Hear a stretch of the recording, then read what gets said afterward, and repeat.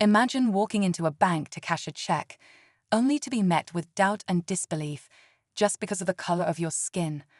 That's exactly what happened to Miss Johnson, a successful businesswoman who simply wanted to access her hard-earned money.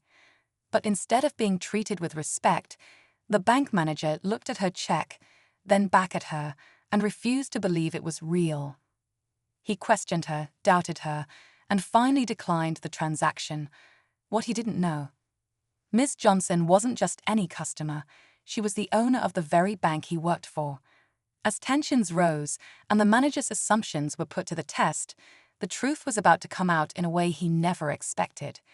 Stay tuned to see how this shocking moment unfolded and the powerful lesson it left behind. You won't want to miss what happens next. Miss Johnson stood there for a moment, holding back her frustration. She had been in situations like this before, but it never got easier. The bank manager, Mr. Reynolds, glanced at the check again, his expression full of doubt. "Ma'am, I'm going to have to verify this with our system," he said, his tone flat and dismissive. Other customers in line started to glance over, sensing the tension in the air.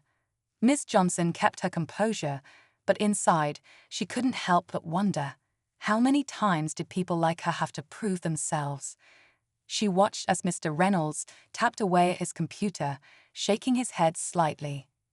"This amount is unusual," he muttered under his breath. Miss Johnson remained calm, her eyes steady, but she knew what was coming next. He was about to make a mistake he'd never forget. And the truth, it was going to hit him harder than he could ever imagine.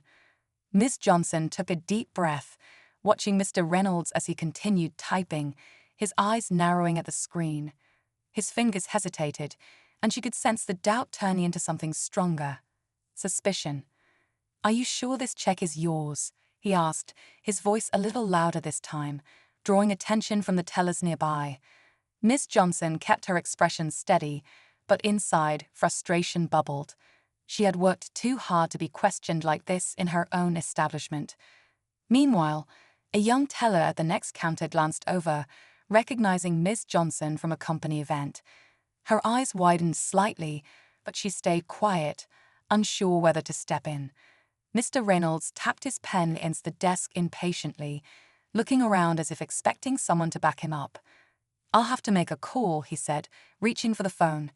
Miss Johnson folded her arms, waiting. She could already see where this was going, but she decided to let him dig his own hole a little deeper. What would it take for people to see past their assumptions? The room grew quieter as Mr. Reynolds held the phone to his ear, his eyes darting between the check and Miss Johnson. She could see the wheels turning in his head, his grip on the phone tightening. The bank employees whispered among themselves, some exchanging unsure glances.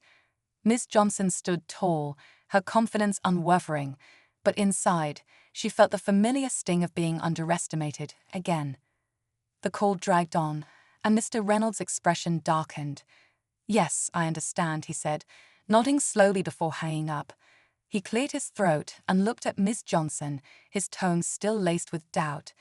"It seems the check is valid, but I still need additional verification before proceeding."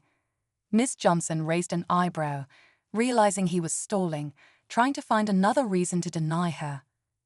A few customers shifted uncomfortably, sensing the tension. The young teller from before hesitated, then took a step closer, opening her mouth as if to say something, then stopped. Mr. Reynolds tapped his pen nervously, his confidence wavering. "Do you have any proof of employment?" he asked, unaware of how ironic his question truly was. Miss Johnson's lips curled into a small smile, but she remained silent. She wanted to see just how far he would go before realizing the truth. Miss Johnson took a slow step forward, meeting Mr. Reynolds' eyes with quiet confidence. "Proof of employment?" she repeated, her voice calm but firm. A flicker of confusion crossed his face, but he quickly masked it with a forced smile. "Yes, ma'am. We have protocols to follow." He shifted in his chair, sensing the growing tension in the room. Customers whispered in hushed tones, and the young teller's eyes darted nervously between them, clearly torn about whether to intervene. Miss Johnson reached into her bag, pulling out a sleek leather folder. She opened it carefully, revealing a set of official-looking documents. Mr. Reynolds leaned in, his eyes scanning the pages. Suddenly, he froze. His face paled as he read the company letterhead, her name, bold and unmistakable, right at the top. His lips parted slightly, but no words came out. Before he could recover, the bank's regional director walked in, his voice booming across the lobby. "Ah, Miss Johnson, I wasn't expecting you today." The entire room fell silent, and Mr. Reynolds' expression turned from confusion to sheer panic. He darted a look between his boss and Miss Johnson, realizing he had just made the biggest mistake of his career. Mr. Reynolds' face drained of color as he scrambled to stand, forcing a nervous smile. "Miss Johnson, I was just following protocol," he stammered, his voice shaky. The regional director, oblivious to the tension, shook Ms. Johnson's hand warmly. "I trust everything is running smoothly?" he asked, glancing around the room with a proud smile.